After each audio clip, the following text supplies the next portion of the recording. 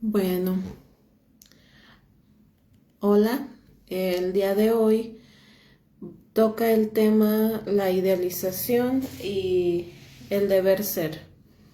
Creo que este tema es interesante porque todo mundo nos pasan cosas de estas o en algún momento hemos estado en algo así que tenga que ver con la idealización, con el sentimiento que debemos ser de alguna forma o de otra. Entonces, vamos a partir pensando en situaciones donde nos hemos encontrado a nosotros mismos, a nosotras mismas, idealizando, imaginando eso que tanto nos gustaría, ya sea una pareja ideal, de acuerdo con lo que a cada quien le sea importante, un trabajo ideal, relaciones interpersonales ideales, el cuerpo ideal e incluso también las ganas de haber tenido unos padres ideales o unos padres como nos hubiera gustado, tal vez que no se equivocaran en ciertas cosas que a cada quien le fueron significativas. Entonces, ¿qué nos mueve a imaginarnos estas posibilidades ideales? La idealización es un proceso psíquico, es decir, un proceso psicológico en el que se llevan a la perfección las cualidades y el valor del objeto. Por objeto vamos a entender a estas cosas que les comento: pareja, relaciones, trabajo, padres, cuerpo, etc.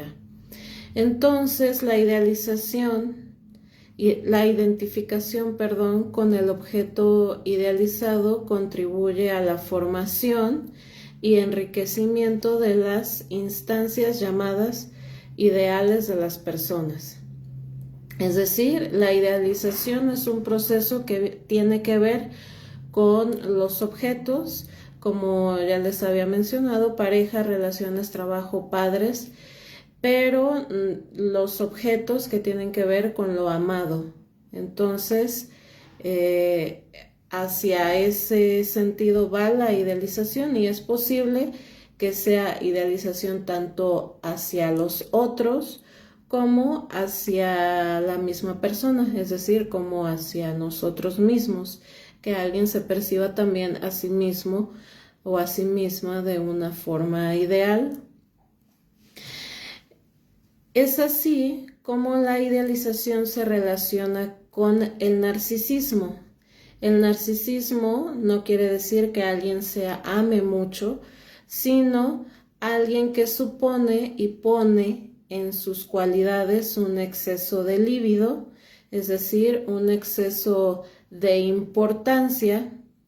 Esto es como quien piensa o quien cree que el mundo gira alrededor de él o de ella, y por consiguiente lo otro o lo ajeno a sí mismo será de acuerdo con sus ideales. Supongo que todos hemos conocido a alguien que en alguna ocasión ha mencionado esto, ¿no? O que nos damos cuenta e incluso le llegamos a comentar: oye, pues el mundo no gira alrededor de ti, o que incluso nosotros mismos en alguna etapa de nuestra vida hemos estado en esas circunstancias, creyendo que todo lo que está alrededor tiene que ver con nosotros. Entonces ahí es donde si lo ajeno, lo que está por fuera de nosotros o de alguien, es decir, el objeto, esto que ya les había mencionado, vamos a entender objeto por lo amado, y que puede ser pareja, padres, trabajo, cuerpo, relaciones, etcétera. Entonces, Es ahí donde si lo otro, lo ajeno a sí mismo, tuviera que ser de acuerdo con los ideales. Y si no va de acuerdo con lo ideal, que eso siempre pasa, los objetos se caigan y fuera algo que no anda. Y entonces hay ahí quien dice, te caíste del pedestal en el que te puse, o uno siente eso, ¿no? Que la otra persona no es lo que uno se imaginó. Entonces esto ocurre cuando hay un encuentro con lo real, y lo real quiere decir que los otros no serán a la imagen que se tiene de ellos. Eso es lo real, ese es el encuentro. Y en ese encuentro con lo diferente, por ejemplo, en las relaciones de pareja, pueden surgir elementos constitutivos para un amor menos tonto. Es decir, si una relación de pareja entra de inicio en la cuestión de imaginarse al otro ideal, y cuando hay ese encuentro, esa ruptura de la imagen, de lo que uno esperaría, ahí puede haber que haya elementos para un amor menos tonto, es decir, menos idealista, o que por otro lado también puede que en ese encuentro con la realidad, con lo que no hay, hablando en este ejemplo de una relación de pareja, la persona se esfuerce por completar lo que le falta al otro ideal, no al otro real, sino al otro idealizado, siendo la idealización allí en este caso una defensa, es decir, una forma de defenderse porque es muy doloroso o puede ser muy decepcionante que la otra persona no sea como uno se la imagina, y a eso se le llama la caída de los ideales. O en el caso también, por ejemplo, de los padres, cuando no quieren darse cuenta de la realidad con sus hijos, como cuando les llaman de la escuela porque al hijo o a la hija le pusieron un reporte, o hay un caso específico y los padres responden, mi hijo no es así o mi hijo no haría eso. Es ahí también cuando no se quiere enfrentarse a lo real, y está la idealización del hijo o de la hija como una defensa. Entonces nos encontramos hasta este punto con que la idealización es hacia los objetos, es decir, hacia lo amado, y puede ser hacia afuera, hacia los otros, o idealización hacia uno mismo, y que la idealización puede actuar como una defensa para no enfrentarse con la realidad. Decimos entonces que hay dos vías que llevan a la idealización, la del narcisismo y la otra, que es la del deber ser, que también es el título del tema de hoy, la idealización y el deber ser. El deber ser tiene que ver con todas aquellas cosas que suponemos que solo son de una manera. Esto incluye formas de actuar, de pensar, de relacionarnos e incluso de sentir. Por ejemplo, cuando se le dice a alguien, tú no deberías de pensar así, o pensar así, relacionarlo con algo que es malo o que no se debería de hacer, o en la forma de actuar. Eso que hiciste está mal porque no deberías de hacerlo de esta manera, lo correcto es de esta otra manera. De relacionarnos, por ejemplo, ahí podrían entrar esas normas de etiqueta donde entonces alguien tiene que actuar de una manera al relacionarse. Y también en la forma de sentir incluso. Hay también quien dice o quien no se permite a sí mismo sentir ciertas cosas que está sintiendo porque supone que eso no está bien, que eso no lo debería de sentir. Y entonces allí hay otra cosa, que es la represión. Entonces es todo esto el cómo debe ser una persona desde un modelo construido de prejuicios, normas morales y sociales. Casi siempre esto tiene que ver con un ideal. Ser una buena mujer, ser un buen hombre, una buena madre, una buena esposa, un buen hijo, un buen empleado, y así nos podríamos llevar como una lista interminable donde lo que predomina es ser bueno, no equivocarse, no fallar, pero esto dentro del esquema ideal que hemos planteado.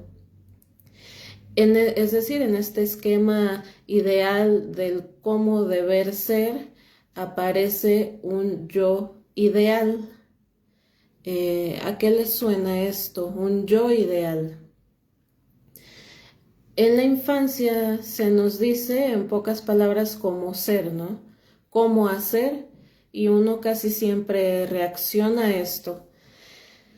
Y reacciona porque es en ese momento, en esa etapa donde es necesario, ¿no? Que se nos diga a veces cómo hacer con ciertas cosas que en la infancia pues no se saben, pero uno casi siempre reacciona también interiorizándolo, es decir, haciendo propio en cierta medida eso que se nos dice cómo ser.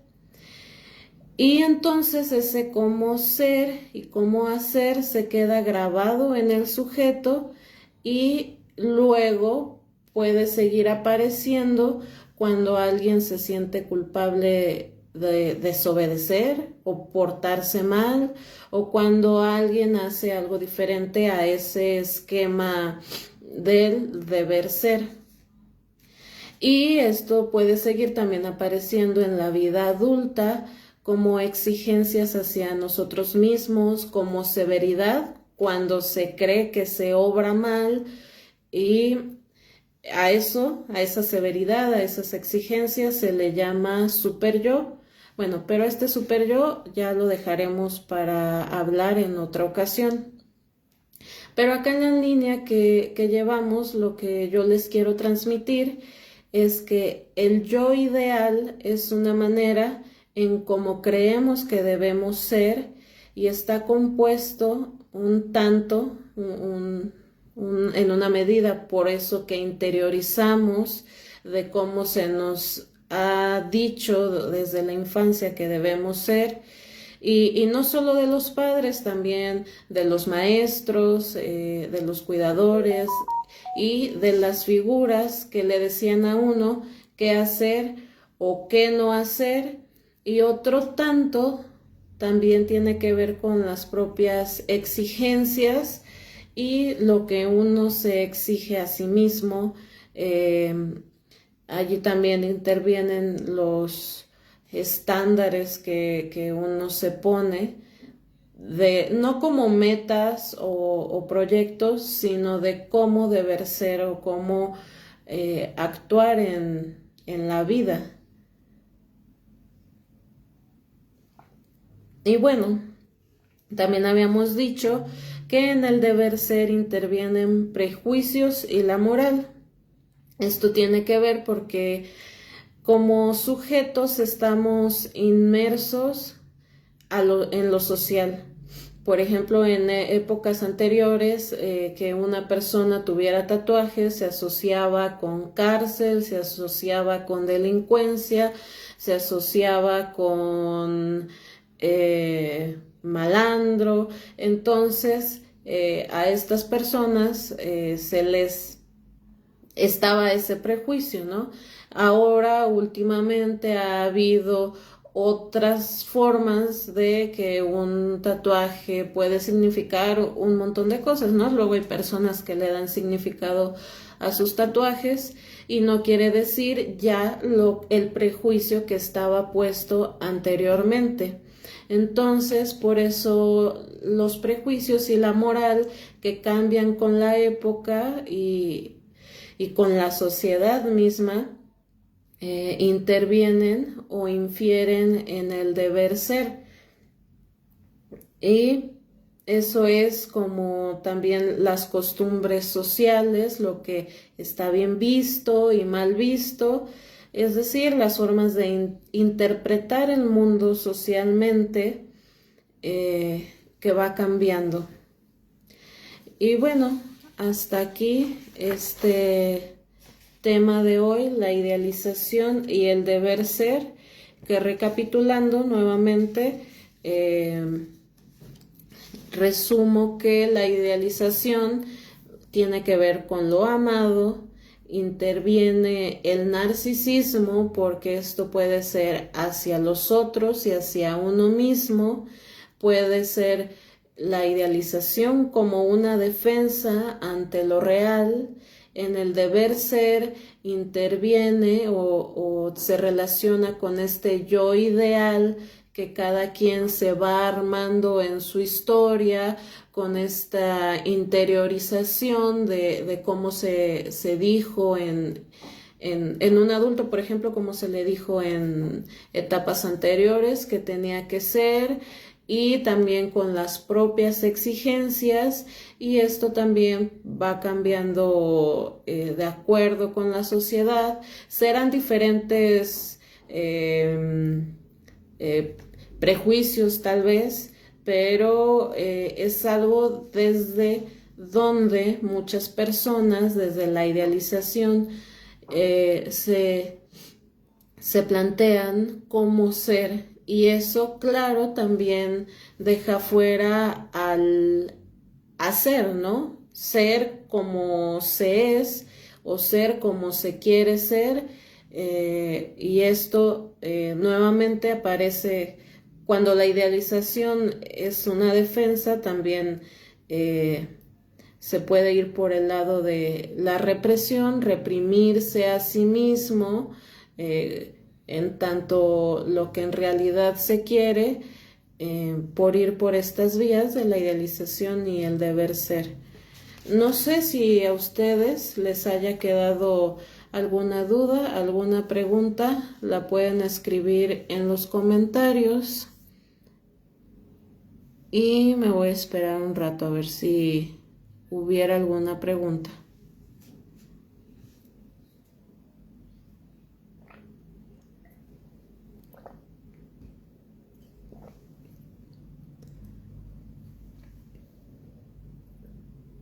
Bueno, otra cosa que a mí se me ocurre respecto a este tema es cómo creo que es más bien fácil o sencillo darnos cuenta cuando nuestro actuar o nuestro sentir o nuestro pensar, o cuando estamos en esa línea de la idealización y el deber ser, y ahí lo que se hace cuando nos encontramos a nosotros mismos en esta vía, pues es ser interesante, ¿no? Allí indagar qué nos lleva a hacer o a percibir las cosas desde este punto. Y es un interesante ejercicio de introspección y de reflexión. Entonces, María RB dice: muy interesante, excelente explicación, muchas gracias. Qué bueno que haya sido claro. Si no hay alguna duda, pues por esta ocasión le dejamos aquí a este tema, y nos veremos en otra ocasión con otro tema o indagando más sobre este. Muchas gracias por conectarse. Hasta luego.